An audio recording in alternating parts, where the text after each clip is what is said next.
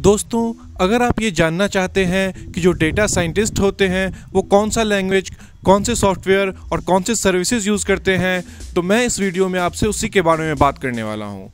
तो शुरू करते हैं।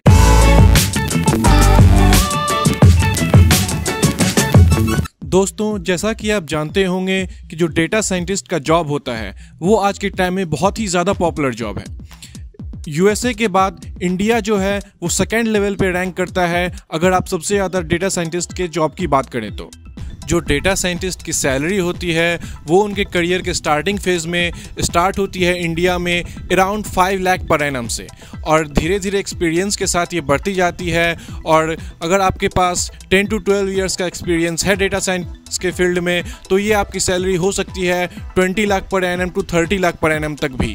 तो ये बहुत ही ज़्यादा हाई पेइंग जॉब है, ये अभी के टाइम में बहुत ज़्यादा पॉपुलर जॉब है और काफ़ी सारे जो बड़ी बड़ी कंपनीज़ है वो हायर करते हैं डेटा साइंटिस्ट को, क्योंकि आज के टाइम में इनकी बहुत ही ज़्यादा डिमांड है। दोस्तों, अब मैं अगर आपसे बात करूं डेटा साइंटिस्ट के काम की, तो अगर मैं आपको आसान भाषा में समझाऊं तो डेटा साइंटिस्ट का जो काम होता है वो होता है बहुत ही ज़्यादा लार्ज अमाउंट ऑफ डेटा को एनालाइज करके और उससे कंक्लूजन बिल्ड करना, ताकि वो कंपनी के काम आ सके और कंपनी के जो यूज़र्स हैं, जो कस्टमर्स हैं, उनको अच्छा एक्सपीरियंस प्रोवाइड किया जा सके।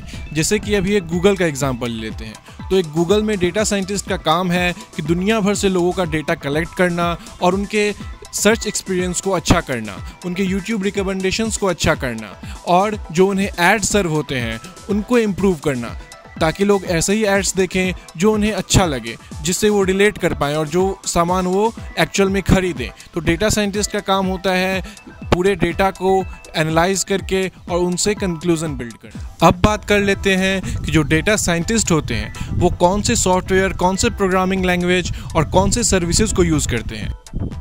तो अभी एनालिटिक्स इंडिया मैगजीन ने अपना एक रिसर्च करके और एक रिपोर्ट पब्लिश किया है, जिसमें कि उसने जो बड़े बड़े डेटा साइंटिस्ट्स हैं उन पे एक रिसर्च किया और उससे ये पता लगाया जो मोस्टली डेटा साइंटिस्ट्स हैं वो कौन सा सॉफ्टवेयर और कौन से सर्विसेज और कौन से लैंग्वेजेस यूज़ कर रहे हैं। तो मैं आपसे उसी रिपोर्ट के बारे में बात करने वाला हूँ। तो उस रिपोर्ट के हिसाब से जो सबसे ज़्यादा यूज़ किया जाने वाला प्रोग्रामिंग लैंग्वेज है डेटा साइंस के लिए वो है पाइथन, जिसका कि 53% डेटा साइंटिस्ट यूज़ करते हैं, जो कि मेजॉरिटी हो गई दोस्तों। मतलब कि जो ज़्यादातर डेटा साइंटिस्ट होते हैं वो पाइथन यूज़ करते हैं। उसके बाद आता है आर, सैस, जावा, मैटलैब और भी अदर्स। मतलब कि जो मेजॉरिटी ऑफ डेटा साइंटिस्ट होते हैं वो पाइथन ही यूज़ करते हैं। और अगर मैं आपसे बात करूं क्लाउड सर्विसेज की, तो जो मेजॉरिटी ऑफ डेटा साइंटिस्ट हैं वो अमेज़ॉन का AWS क्लाउड सर्विस यूज़ करते हैं। उनका जो परसेंटेज है वो अराउंड 50% है। उसके बाद आते हैं माइक्रोसॉफ्ट एज्योर क्लाउड सर्विस और गूगल क्लाउड सर्विसेज यूज़ करने वाले। जो माइक्रोसॉफ्ट एज्योर है वो 21.9% डेटा साइंटिस्ट यूज़ करते हैं और जो गूगल का क्लाउड सर्विसेज है वो 11.2% लोग यूज़ करते हैं। और अगर बात करूं मैं आपसे डेटाबेस टूल्स की, तो सबसे ज़्यादा जो मेजॉरिटी ऑफ लोग यूज़ करते हैं वो है MySQL। 26.1% जो डेटा साइंटिस्ट हैं वो MySQL यूज़ करते हैं। उसके बाद आता है Hadoop, BigQuery, Amazon Redshift and NoSQL। और अगर मैं आपसे बात करूं सबसे ज़्यादा प्रेफर्ड डेटा लेक टूल्स की, तो AWS लेक फॉर्मेशन 14.1% लोग यूज़ करते हैं। और उसके बाद आता है क्लाउडिएरा, टेराडाटा, ADLS एंड अदर्स।